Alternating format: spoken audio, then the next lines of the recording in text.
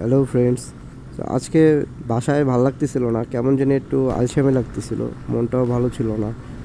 মনে হচ্ছিল কি জানি করি কি জানি করি, মানে বুঝে পাচ্ছিলাম না কি করব। হঠাৎ করে চিন্তা করলাম যাই একটু হাইওয়ে রাইড করে আসি। আর দেরি না করে বাইকটা নিয়ে বেরোয় পড়লাম, হাইওয়েতে চলে আসলাম। আমি দুঃখিত যে আমার আসলে একটু ঠান্ডা লাগছে, তো ওই জন্য আসলে ভয়েসটা একটু চেঞ্জ হয়ে গেছে। আজকে ভয়েসটা এমন শোনা যাচ্ছে। আজকে হাইওয়েতে বেরোয় আসলে ভালোই লাগতেছে। আর হাইওয়েটা একদমই ফাঁকা। আমি এখন আছি ঢাকা চিটাং হাইওয়েতে, একদমই ফাঁকা রাস্তা, প্লাস ওয়েদারটাও অনেক সুন্দর। তাই মাঝে মধ্যে এমন করি যে যখন দেখা যাচ্ছে ভালো লাগতেছে না, কিছু ভালো লাগতেছে না, তখন বাইকটা নিয়ে একটু রাইডে বের হয়ে যাই। তো আপনারাও কমেন্টে জানাবেন যে কার কার কার এমন অভ্যাস আছে যে ভালো না লাগলে হুট করে রাইডে বের হয়ে যাওয়া। আমাকে কমেন্ট করে জানাবেন।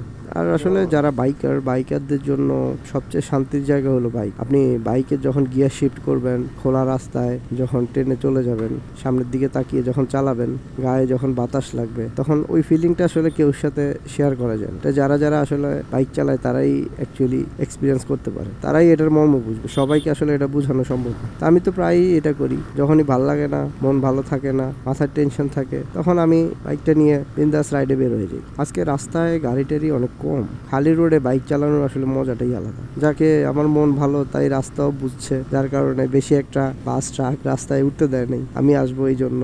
আসলে ঢাকায় আপনার বাইক চালানো ইম্পসিবল হয়ে যায়। এই অটো রিক্সা জ্যাম জট, এটা সেটা হ্যান ত্যান, আসলে এত কিছুর মধ্যে বাইক তো চালানোর স্কোপই নেই, জায়গাই নেই।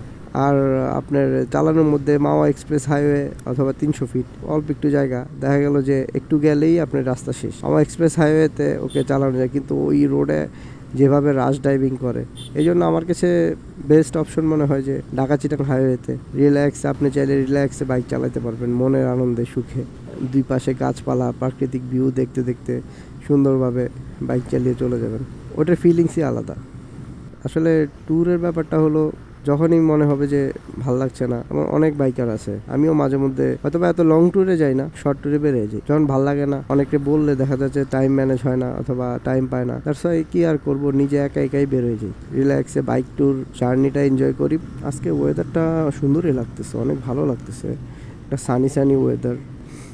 আর মেক শিওর আপনারা যারা যারা বাইক রাইড করেন ট্রাই করবেন যে শর্ট ট্যুরেই যান না কেন, বাইকে যতটুকু গিয়ার পসিবল হয়, এটা হেলমেট, তারপরে গ্লাভস, এগুলা ইউজ করার জন্য।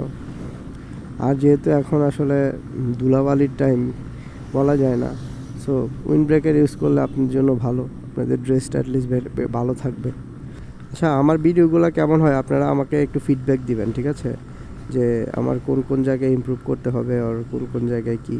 যেহেতু আমি বিগিনার, সো যারা যারা প্রো আছেন অথবা যারা যারা ভিউয়ার্স এক্সপার্ট, যাদের কাছে যা যা মনে হয় আপনারা কমেন্টে অবশ্যই জানাবেন যে আমার কোথায় আপডেট করতে হবে, কোথায় চেঞ্জ করতে হবে।